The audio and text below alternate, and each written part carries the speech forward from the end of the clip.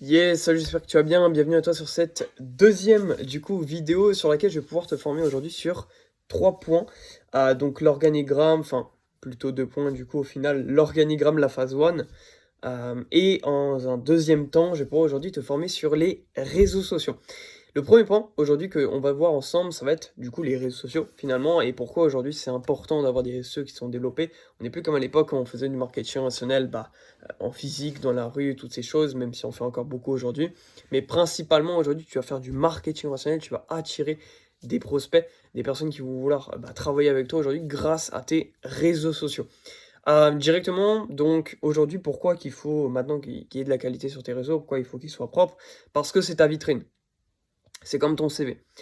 Si ta vitrine de magasin est pas belle, moche, dégueulasse, on n'a pas envie d'entrer dedans, il y a personne qui va peut-être sans doute répondre à tes DM, qui va peut-être venir te DM carrément d'eux-mêmes.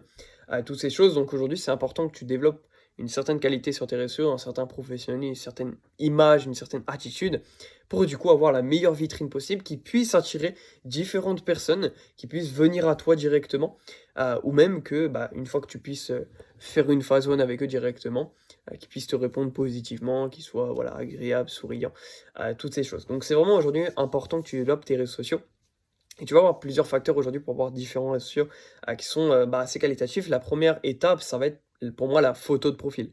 Ta photo de profil doit premièrement te représenter, mais également être un minimum professionnel. Et, et ça doit être toi, directement. Le mieux, c'est que tu puisses sourire dessus, voilà, montrer que tu es une personne qui est agréable, avec qui on a envie de discuter, toutes ces choses. Donc premièrement, la première étape qui va être extrêmement importante, c'est ta photo de profil.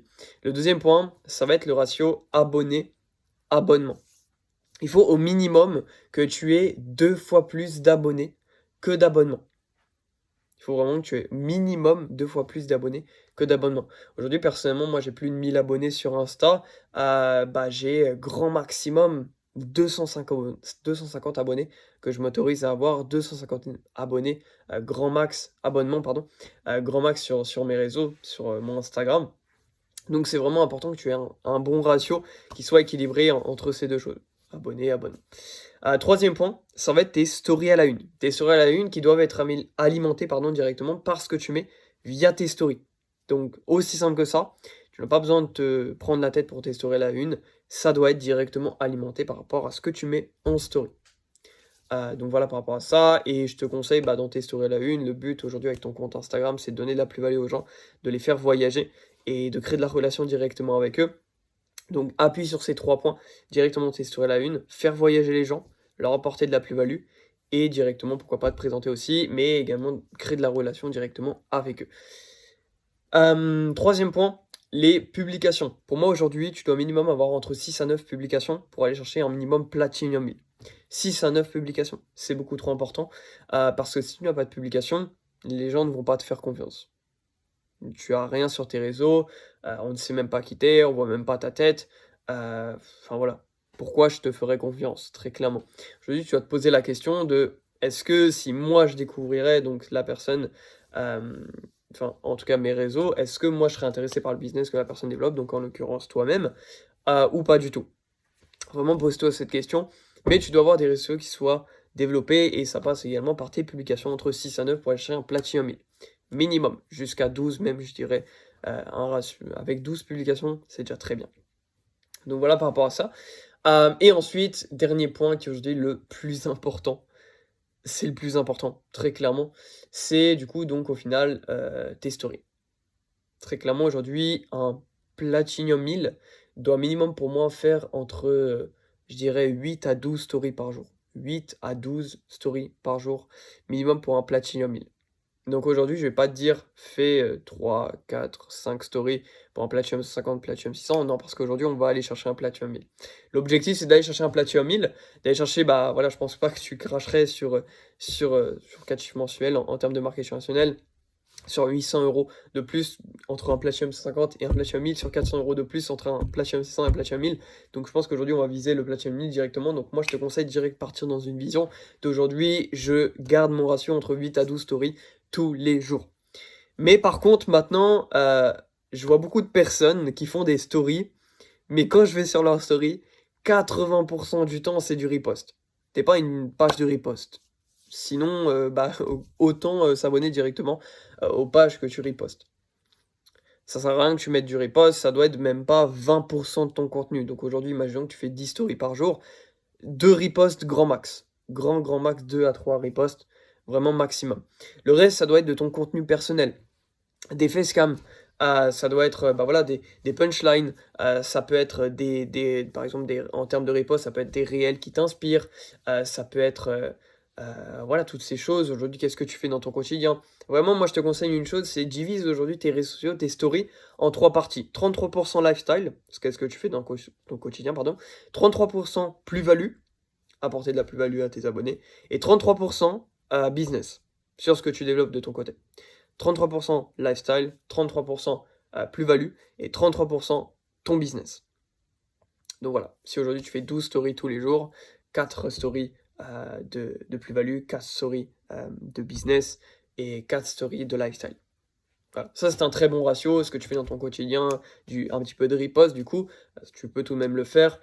Des facecam, toutes ces choses, créer de la relation avec directement tous tes prospects qui assistent à tes stories, c'est vraiment important. Alors, au départ, je sais que c'est compliqué pour tout ce qui va être facecam. Voilà, c'est pour 95% du temps, je pense pour les gens, c'est une sortie de zone de confort. Ça l'a été énormément pour moi. Aujourd'hui, je peux te faire une facecam comme ça. Pour moi, c'est pas un problème.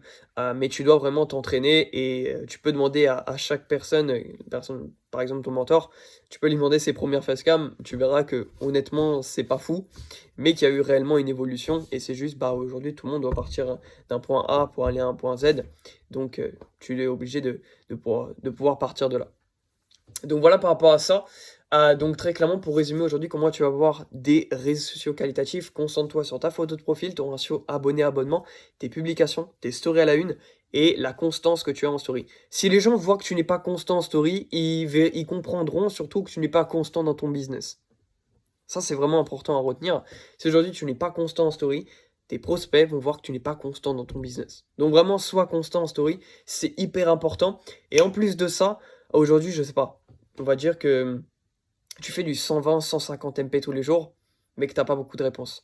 Je te promets que si tu travailles tes réseaux sociaux, que d'ailleurs tu fais en sorte d'avoir de la qualité, vraiment avec 120 à 150 MP, déjà tu vas plus du tout te faire bloquer, si vraiment tu joues avec tout le contenu de Instagram.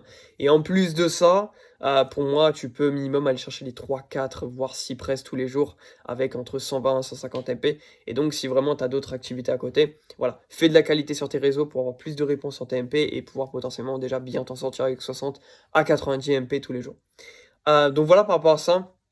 Super important, gros focus, les réseaux sociaux, pour moi, c'est l'une des parties les plus importantes pour aujourd'hui aller chercher un Platinum 1000. Tes réseaux sociaux, c'est beaucoup trop important. Donc, travaille dessus. Ensuite, deuxième point qu'on va pouvoir voir, la phase 1. Alors, moi, je ne vais pas vous dupliquer de phase 1 ici. Je pense que directement, ce que vous pourrez faire, c'est aller vers la personne, voilà, votre mentor, qui pourra vous dupliquer directement la phase 1 avec l'organigramme, etc., toutes ces choses. Mais quelques points qui sont importants à retenir pour une phase 1 aujourd'hui.